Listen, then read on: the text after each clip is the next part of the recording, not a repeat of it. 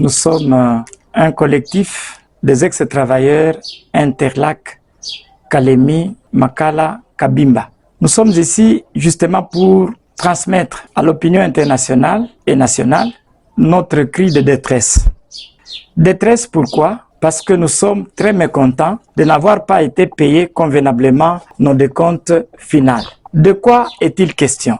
Étant ancien ou ex-travailleur Interlac, il est arrivé en 2016 où l'employeur, après avoir constaté la vétusté de l'outil de production, il a initié un protocole d'accord de séparation à l'amiable.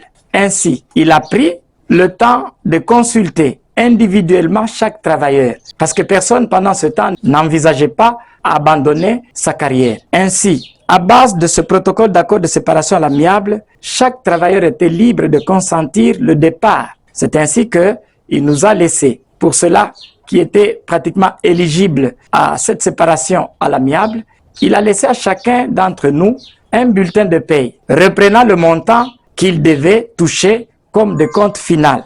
Alors, comme cela a pris un peu plus de temps, durant 2017, durant toute cette année, il nous payait les indemnités d'attente. Notre ancien employeur était Enderberg Cement, sujet allemand. Après cette année, 2017, nous avons commencé à attendre, n'est-ce pas, le décompte final, mais on nous apprendra par deux communiqués que l'entreprise Interlac était cédée au groupe Taverne, dont le patron était l'honorable, ou son excellence aujourd'hui, le sénateur Bati Lukwebo. Nous avons attendu parce que lui était maintenant l'employeur de substitution. Nous attendions seulement d'être payés. Notre attente a été longue et quand nous attendions, lui n'a plus payé des indemnités d'attente comme le prévoit l'article 152 du Code de travail. On a attendu. Dans un premier temps, il a payé 40% au taux de 900 alors que sur le marché, le taux était déjà de 1650. 2 ans après, il a encore payé le 60% au taux de 1650 alors que sur le marché, le taux était de 2000. Alors, pourquoi sommes-nous mécontents?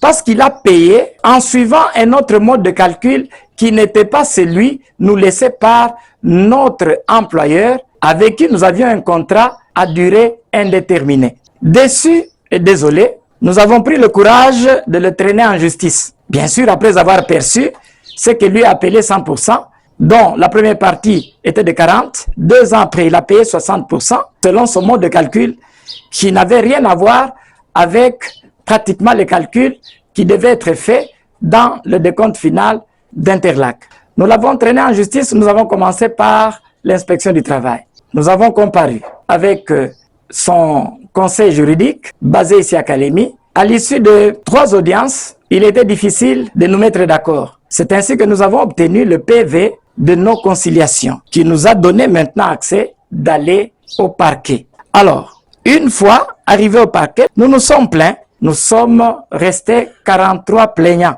Après s'être plaints au parquet, nous avons été entendus. Le jugement a été rendu. Ce jugement a été rendu en notre faveur, bien sûr, au premier degré. Alors, une fois que le jugement a été rendu, ce jugement était exécutoire. Mais là où le bas blesse maintenant, c'est que au lieu d'exécuter les jugements que nous avions déjà protégés par le certificat appelé certificat de non dépôt au greffe de la requête en défense à exécuter, tous les 43 plaignants ont pratiquement introduit ce certificat. Alors, ce qui étonne est le fait que malgré la conformité de la procédure que nous avons suivie, le groupe adverse, donc le groupe Taverne, est arrivé maintenant hors délai à introduire un autre certificat rejetant celui que nous avons introduit. Alors, il va bloquer maintenant l'exécution du jugement.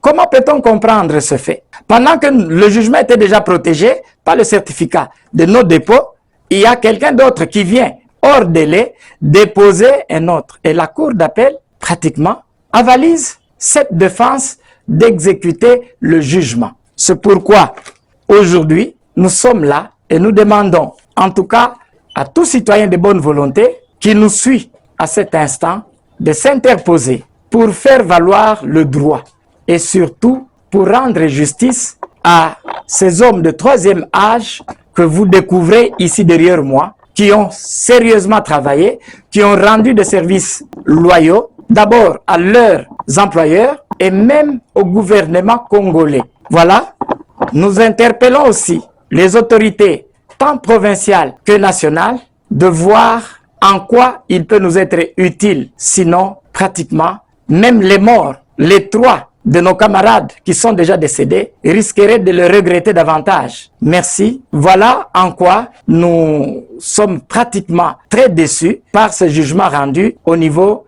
de la cour d'appel où on a interjecté, n'est-ce pas, cet appel.